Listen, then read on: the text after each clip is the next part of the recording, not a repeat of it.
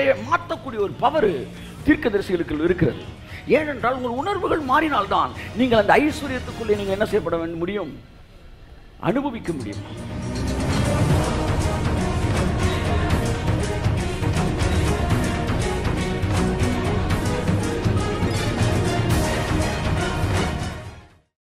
இந்த ரகசியத்தினுடைய பூரண நிச்சயம் உங்களுக்கு ஐஸ்வர்யத்தை கொண்டு அந்த ஆசீர்வாதங்களை கொண்டு வருகிறது.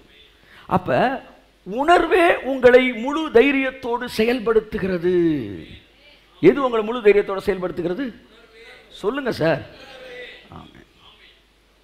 உணர்வுகள் ரொம்ப முக்கியமானது. நீதிமான்ங்கிற அறிவை விட்டு தாண்டி அப்ப இந்த உணர்வு என்பது வெளிப்பாடுகள், ரகசியங்களுடைய ரியாக்ஷன்ஸ். புரியுதா உங்களுக்கு? நீ கேட்ட செய்தியோட ரியாக்ஷன் தான் உணர்வு. ஆமென் சொல்லுவோம். இந்த உணர்வு எப்போ பெருகும்னா, அறிவு பெருக பெருக இந்த உணர்வு பெருகும்.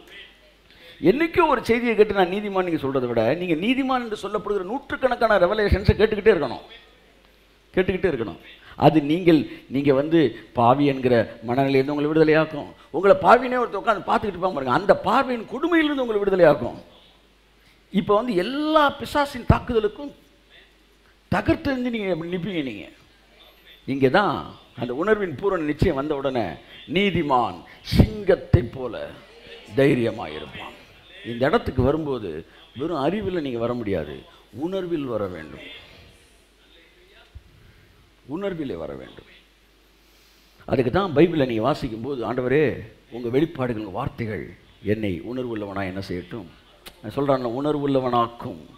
உடைய வசனத்தினால் என்னை உணர்வுள்ளவனாக்கும். இன்றைக்கு அறிவுள்ளவனாகுவதற்கு உலகம் தேடுகிறது. உணர்வுள்ளவனாக்க வேண்டும். வசனம் உங்களை உணர்வுள்ளவனாக்க வேண்டும். தீர்க்கதரிசிகள் ஜனங்களை உணர்வுள்ளவர்களாக்குகிறார்கள். நஃபா என்பது வார்த்தையில் தான் நபி என்கிற வார்த்தை வருகிறது. நபி என்றால் தீர்க்கதரிசி என்ற அர்த்தம். காசா, மாசா, நஃபா என்கிற ஹீப்ரு பதங்கள் பொங்கி வழிதல், உணர்ச்சி சம்பந்தப்பட்டது. தீர்க்கதரிசிகளை தேவன் உணர்ச்சிகள் மூலமாக பேச வைக்கிறார். ஆகியால் தான் தீர்க்கதரிசிகள் அழுகிறார்கள், தீர்க்கதரிசிகள் சிரிக்கிறார்கள், தீர்க்கதரிசிகள் சில நேரம் கடுமையான வார்த்தைகளை பயன்படுத்துகிறார்கள்.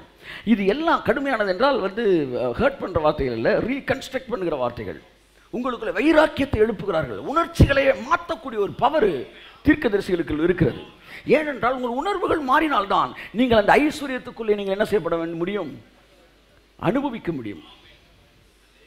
அன்புக்குரியவர்களே, நீதிமான் என்கிற அறிவல்ல, நீதிமான் என்கிற உணர்வு. எல்லாம் சொல்லுங்க, என்கிற உணர்வு. ஆமென் சொல்லுவோம்.